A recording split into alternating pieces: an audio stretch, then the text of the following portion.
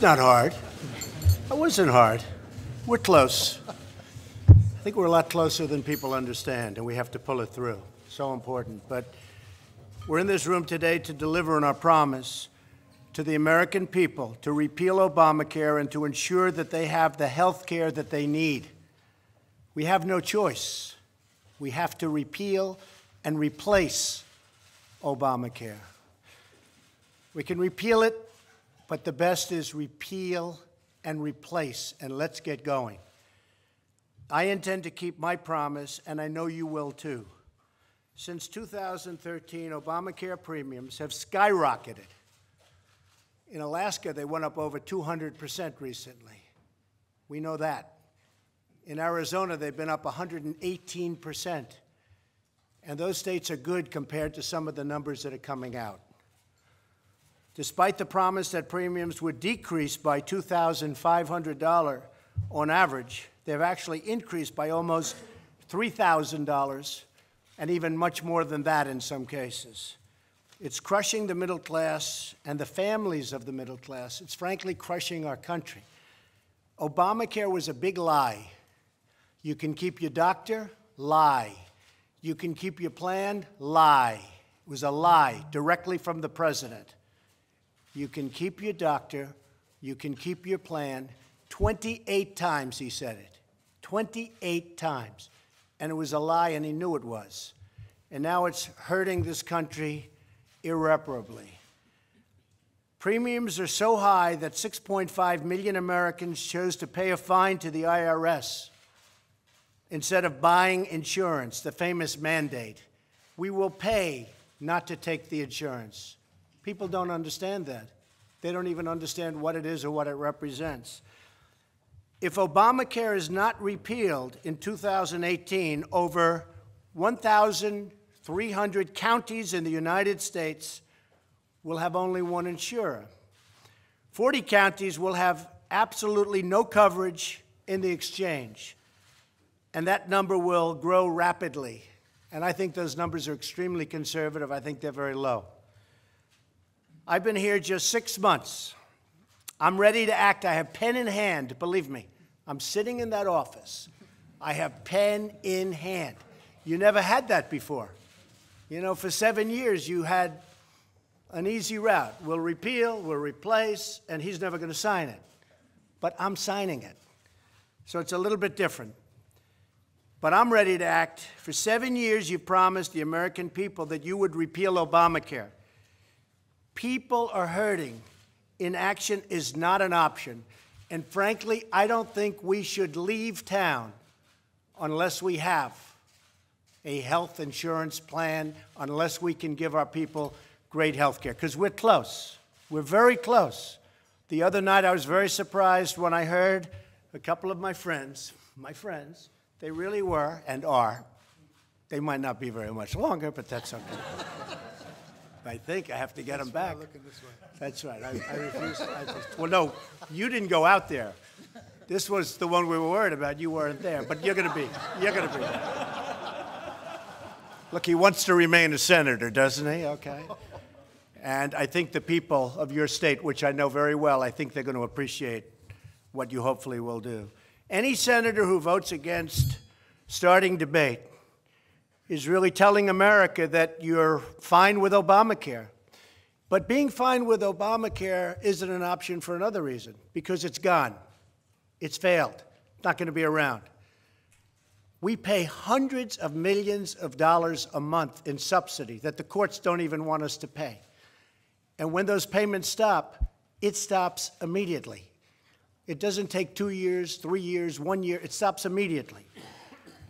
On the other hand, and I have to say this, a yes vote will let senators debate the future of health care and suggest different ways to improve the bill. And we're going to do that today. That's what we're going to do at lunch.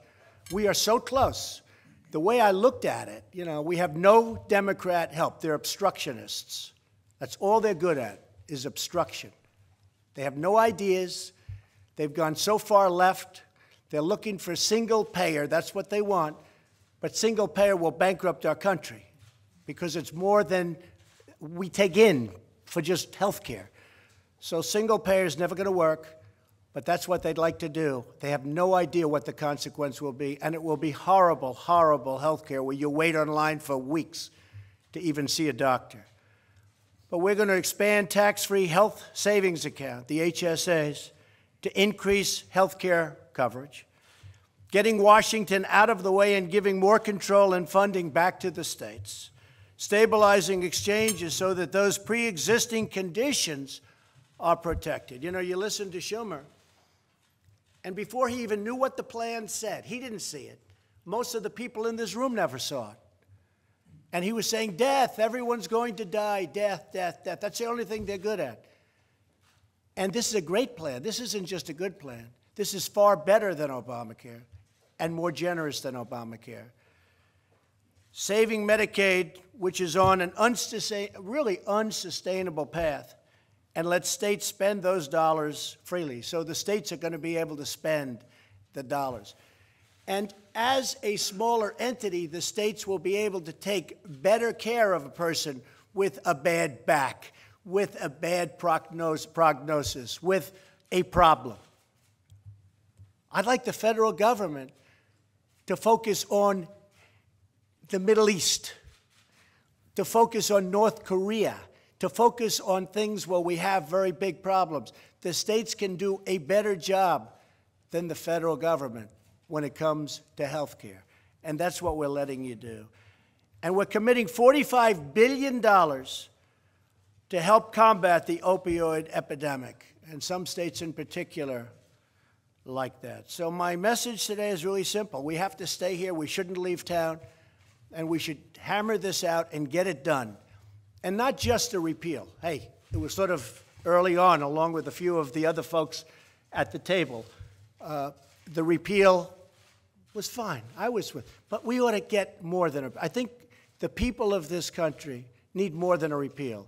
They need a repeal and a replace. And we were very, very close. And then little things happened, but now we're very close again. We have to get it there. Now, with John Cornyn the other night, we had a couple of things that we put down on paper. I'm just going to read them really fast, but these are some of the things that are done, because the Democrats are always selling their plan, but they don't do that anymore. They don't talk about Obamacare anymore because they can't, because it's failed. They know it. So they're selling their plan, and we never sell our plan. If we're weak on anything, it's on letting people know how good it was. So we wrote down these few things. Repeals the individual mandate. How big is that? Where people are paying not to have insurance. Nobody ever talks about that. Repeals job-killing employer mandate. How big is that? Will substantially lower premiums. And remember this, cross-country lines, cross-state lines, where you have, where it's almost impossible for insurance companies to compete in different states. We can't because of, unfortunately, the 60 votes. Put that here, but it's going to come very soon. We're putting it in a popular bill, and that will come. And that will come, and your premiums will be down 60 and 70%. People don't know that. Nobody hears it. Nobody talks about it. But your premiums are going to. We're going to have the cross-state lines knocked out, and you'll have insurance companies bidding. You'll have forms of insurance that you don't even know about right now, because that's the way it works. There's going to be tremendous competition. So your premiums will be substantially lower. Repeals burdensome taxes, big. Will restore choices. The bill also provides for expanded coverage options. So you're going to have a tremendously expanded coverage and options. Will stabilize insurance markets. The markets right now, by the way, are gone. They're a mess. And depending on what happens here, depending on what happens over the next couple of weeks, the insurance companies are all fleeing. Will protect pre-existing condition coverage.